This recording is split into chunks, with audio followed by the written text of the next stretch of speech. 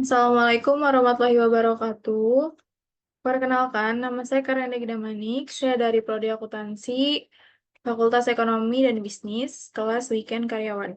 Saya akan mempresentasikan tugas UAS saya dalam mata kuliah Aspek Hukum dalam Bisnis dengan dosen pengampu Bapak Dr. Sugeng Prayatno, SEMM. Kali ini saya akan mengambil tema dalam pertemuan ke-10, yaitu Hukum Konsumen.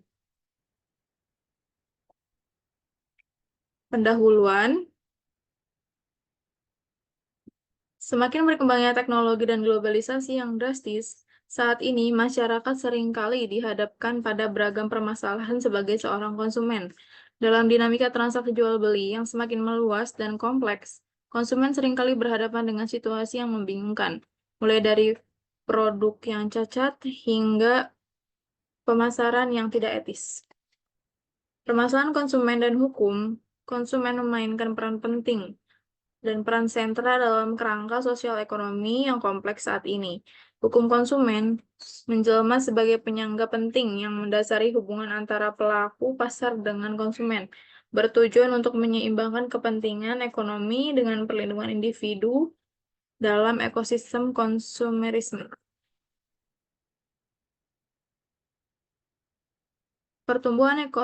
Pertumbuhan ekonomi, teknologi, globalisasi, serta dinamika pasar telah memicu kebutuhan akan regulasi yang lebih ketat guna melindungi konsumen. Hak-hak konsumen menjadi inti dari kerangka hukum ini.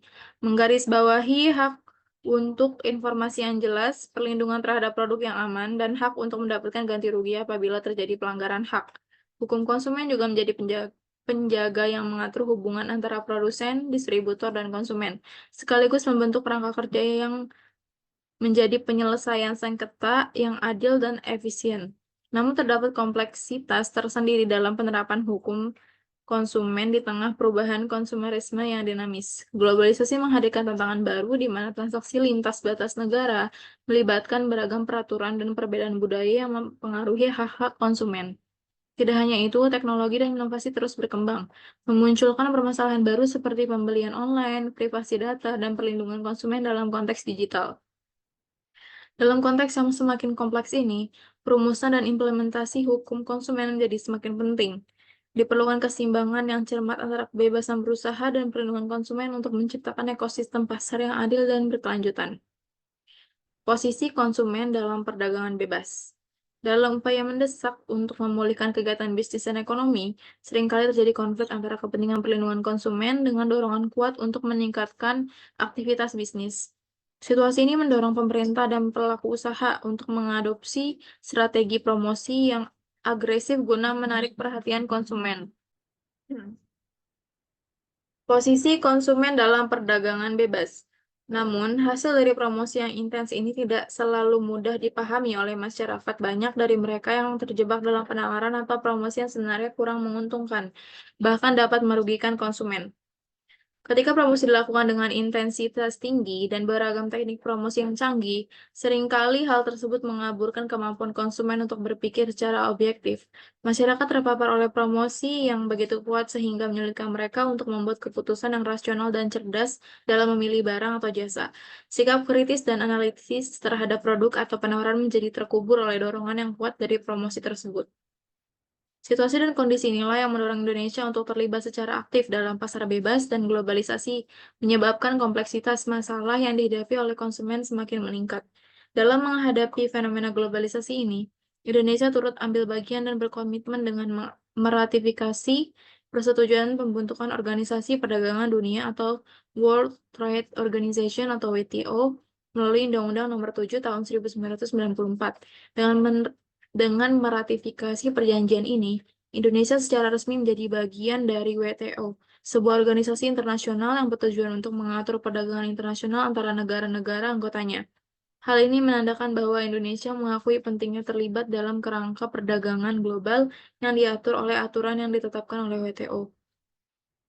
Dalam aturan-aturan yang ditetapkan WTO, sebenarnya perlindungan konsumen lebih mendapatkan perhatian dan perlindungan hukum, misalnya hak kekayaan intelektual, standar-standar barang dan jasa yang diperdagangkan, serta sanksi bagi negara-negara yang memproduksi barang dan jasa yang tidak sesuai dengan ketentuan hukum.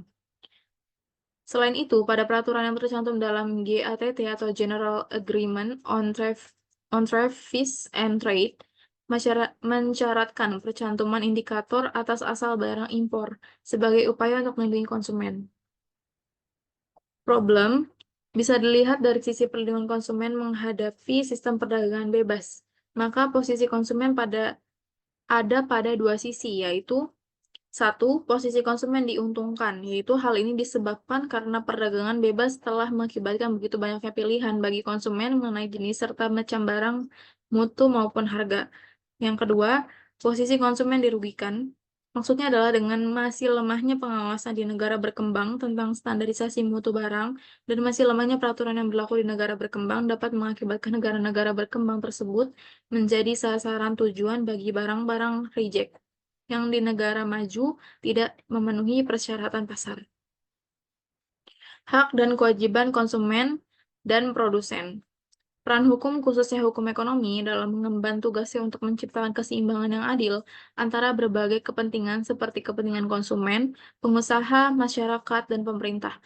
Dalam hal ini, Undang-Undang Nomor 8 Tahun 1999 tentang Perlindungan Konsumen atau UU-PK menjadi landasan yang jelas dan menegaskan tanggung jawab pembangunan ekonomi nasional pada era globalisasi. UU-PK menekankan bahwa dalam proses pembangunan ekonomi nasional yang berada dalam konteks globalisasi, penting untuk menghasilkan beragam barang dan jasa yang tidak hanya memiliki kualitas teknologi yang unggul, tapi juga mampu menjadi alat yang mendorong kesejahteraan rakyat. Namun, pada saat yang sama, UU-PK menegaskan bahwa konsumen harus mendapatkan kepastian atas barang dan jasa yang mereka peroleh dari kegiatan perdagangan tanpa mengakibatkan kerugian bagi mereka. UU-PK juga menyoroti pentingnya upaya menjaga martabat dan harkat konsumen. Ini membutuhkan peningkatan kesadaran, pengetahuan, serta kemampuan konsumen dalam melindungi diri mereka sendiri dari praktik yang merugikan. Di samping itu, UU-PK juga menekankan perlunya tumbuhnya sikap bertanggung jawab dari pihak pelaku usaha. Artinya pelaku usaha dituntut untuk memperhatikan kewajibannya dalam memberikan layanan atau produk yang sesuai dengan standar kualitas dan juga memperlakukan konsumen secara adil. Dalam pasal 4 UU-PK mengatur hak-hak dari konsumen. Hak-hak konsumen tersebut adalah satu, hak atas kenyamanan, keamanan, dan keselamatan atas barang dan jasa. Yang kedua, hak untuk memilih barang dan jasa. Yang ketiga, hak mendapatkan informasi yang benar, jelas, dan jujur atas barang dan jasa. Keempat, hak untuk didengar pendapat dan keluhannya. Lima, hak untuk mendapatkan bantuan hukum atau advokasi, perlindungan, dan penyelesaian sengketa. Yang keenam, hak dalam pembinaan dan pendidikan konsumen. Yang ketujuh, hak untuk diperlakukan secara benar, jujur, dan tidak diskriminatif. Yang kedelapan, hak untuk mendapatkan kompensasi atas barang atau jasa yang merugikan. Dan yang kesembilan adalah hak-hak untuk ditentukan dalam perundang-undangan lain. Selanjutnya dalam pasal 5 UU-PK mengatur kewajiban konsumen, yaitu satu, membaca dan mengikuti petunjuk informasi dan produser pemakaian yang benar. Yang kedua, beritikat baik dalam transaksi pembelian barang atau jasa. Yang ketiga, membayar sesuai kesepakatan. Yang keempat adalah mengikuti penyelesaian sengketa secara patut. Sedangkan hak-hak pelaku usaha ada di dalam pasal 6 UU-PK yang berbunyi adalah satu, hak untuk menerima pembayaran dari konsumen. Kedua, hak untuk dilindungi hukum atas itikat tidak baik konsumen. Ketiga, hak untuk membela diri dalam sengketa konsumen. Yang keempat, hak untuk memperoleh rehabilitasi nama baik apabila tidak bersalah. Yang kelima, hak-hak untuk ditentukan dalam peraturan perundang-undangan lain. Mengenai kewajiban pelaku usaha terdapat dalam pasal 7 UU-PK, yaitu satu, beritikat baik dalam kegiatan usaha, dua, memberi informasi yang benar, jelas, dan jujur mengenai kondisi dan jaminan barang atau jasa termasuk penjelasan tentang penggunaan, perbaikan, dan pemeliharaan. Yang ketiga, melayani konsumen secara benar, jujur, dan tidak diskriminatif. Yang keempat, menjamin mutu barang atau jasa berdasarkan ketentuan standar mutu yang berlaku. Yang kelima, memberi kesempatan pada konsumen untuk menguji barang atau jasa dan memberi jaminan atau garansi atas barang yang diperdagangkan. Yang keenam, memberi ganti rugi atau kompensasi atas kerugian yang timbul dari pemakaian barang atau jasa yang diperdagangkan. Yang ketujuh, memberi ganti rugi atau kompensasi atas kerugian karena tidak sesuai perjanjian. Kewajiban bagi produsen atau pelaku usaha diatur dalam Pasal 7 Butir A, Undang-Undang Nomor 8 Tahun 1999 tentang Perlindungan Konsumen atau UU PK. Pasal ini menegaskan bahwa produsen memiliki kewajiban untuk bertindak dengan itikat baik dalam semua kegiatan produksinya. Hal ini mengimplikasikan suatu kewajiban yang mutlak bagi produsen, yang harus dilaksanakan tanpa terkecuali, meskipun ada ketidaknyamanan atau ketidaksukaan dalam melaksanakannya. UU PK juga menegaskan bahwa jika produk yang dihasilkan oleh produsen tersebut menyebabkan kerugian bagi konsumen, maka produsen bertanggung jawab untuk mengganti rugi yang diderita oleh konsumen tersebut. Kewajiban ini melekat pada produsen meskipun tidak ada persetujuan khusus antara produsen dan korban sebelumnya. Hak dan kewajiban konsumen dan produsen. Sebagai contoh, seorang penjual gorengan memiliki kewajiban untuk bertanggung jawab atas penderitaan yang dialami oleh konsumennya yang mungkin sakit setelah mengonsumsi gorengan tersebut jika ternyata gorengan tersebut mengandung bakteri dan penyakit. Dalam situasi tersebut, penjual gorengan harus menanggung konsekuensi hukum dan membayar kerugian yang diderita oleh konsumen karena tindakan yang dianggap melanggar hukum, sebagaimana yang diatur dalam Pasal 1365 Kitab Undang-Undang Hukum Perdata atau KUH Perdata. UU PK menetapkan kewajiban mutlak bagi produsen atau pelaku usaha untuk bertindak dengan itikat baik dalam produksinya, serta menegaskan tanggung jawab produsen untuk mengganti kerugian yang ditimbulkan oleh produknya terhadap konsumen, meskipun tidak ada kesepakatan sebelumnya antara produsen dan konsumen yang terkena dampak. Selanjutnya, perlu diketahui bahwa pelaku usaha dapat dibebaskan dari tanggung jawabnya, yaitu tertera dalam Pasal 27 UU PK, apabila satu, sesuatu barang seharusnya tidak untuk diedarkan. Yang kedua, barang mengalami cacat di kemudian hari. Tiga, cacat timbul sebagai akibat ditaatinya ketentuan mengenai kualifikasi barang. Yang keempat, kelalaian yang berasal dari konsumen. Kelima, setelah terjadinya masa kadaluarsa penuntutan 4 tahun sejak barang dibeli atau diperjanjikan. Pada saat seseorang akan melakukan klaim, maka dasarnya terdapat dua dasar tuntutan, yaitu satu, pelanggaran jaminan, yaitu hal ini dikaitkan dengan adanya suatu jaminan tertentu dari pelaku usaha tentang produk yang dipasarkan, tidak cacat atau rusak. Cacat atau rusaknya barang diartikan dalam tiga hal, yaitu karena konstruksi barang, desain, dan karena pelabelan. Yang kedua, prinsip kehati-hatian. Artinya pelaku usaha dapat diklaim karena pelaku usaha gagal menunjukkan adanya kehati-hatian yang cukup dalam melakukan proses produksinya mulai dari perencanaan, pembuatan, sampai dengan pendistribusian atau pemasaran. Perbedaan kepentingan yang mendasar antara konsumen dan pelaku usaha yang seringkali menjadi sumber potensi sengketa dalam konteks hubungan bisnis. Ketika konsumen memiliki keluhan terhadap suatu produk atau layanan yang dibeli, biasanya pelaku usaha akan cenderung mengupayakan penyelesaian sengketa secara tertutup atau internal. Ini berarti pelaku usaha ingin menyelesaikan masalah tersebut secara internal di dalam lingkungan perusahaan, mungkin melalui layanan pelanggan atau departemen yang bertanggung jawab, tanpa menimbulkan publisitas yang berlebihan atau menimbulkan kerugian bagi reputasi negatif perusahaan. Sementara itu, konsumen cenderung berkepentingan agar penyelesaian sengketa dilakukan melalui saluran umum atau publik agar masalah tersebut mendapat perhatian yang lebih luas. Konsumen mungkin ingin menyampaikan keluhan mereka secara terbuka kepada publik, misalnya melalui media sosial, forum konsumen, atau lembaga perlindungan konsumen, dengan harapan hal ini dapat mempercepat penyelesaian sengketa dan memberikan solusi yang lebih tuntas. Cara penyelesaian sengketa konsumen secara khusus sesuai UPK memberikan berbagai manfaat bagi konsumen maupun juga bagi pelaku usaha, bahkan juga pemerintah, yaitu satu, mendapatkan ganti rugi atas kerugian yang diderita, dua, melindungi konsumen lain agar tidak mengalami kerugian yang sama, satu orang mengadu sesuai prosedur, maka sejumlah orang lainnya akan dapat tertolong. Yang ketiga, menunjukkan sikap kepada masyarakat pelaku usaha supaya lebih memperhatikan kepentingan konsumen. Yang keempat, pengaduan dapat dijadikan tolak ukur dan titik tolak untuk perbaikan mutu produk dan memperbaiki kekurangan lain yang ada. Yang kelima, dapat sebagai informasi dari adanya kemungkinan produk tiruan. Pasal 23 Undang-Undang Nomor 8 Tahun 1999 tentang Perlindungan Konsumen atau UPK, pasal ini mengatur bahwa ketika pelaku usaha pabrikan atau distributor menolak atau tidak merespon keluhan konsumen atau bahkan tidak memenuhi kewajiban ganti rugi atas tuntutan konsumen, maka konsumen memiliki hak untuk mengajukan gugatan atau penyelesaian perselisihan tersebut melalui dua cara. Sengketa konsumen dan peranan pengadilan dapat dilakukan dengan cara satu pertama, konsumen dapat memilih untuk menyelesaikan perselisihan melalui Badan Penyelesaian Sengketa Konsumen atau BPSK. BPSK adalah Badan Penyelesaian Sengketa di luar sistem peradilan yang diciptakan khusus untuk menyelesaikan sengketa antara konsumen dan pelaku usaha secara lebih cepat dan tanpa biaya yang terlalu besar. Pilihan ini memberikan alternatif kepada konsumen untuk menyelesaikan masalah tanpa harus melalui proses peradilan formal. Kedua, konsumen juga memiliki hak untuk mengajukan gugatan kepada badan peradilan, khususnya pengadilan negeri yang wilayah hukumnya mencakup tempat kediaman atau kedudukan konsumen. Dengan demikian, konsumen dapat memilih untuk menyelesaikan sengketa melalui jalur peradilan yang formal, dengan melibatkan proses persidangan yang diatur oleh hukum acara perdata.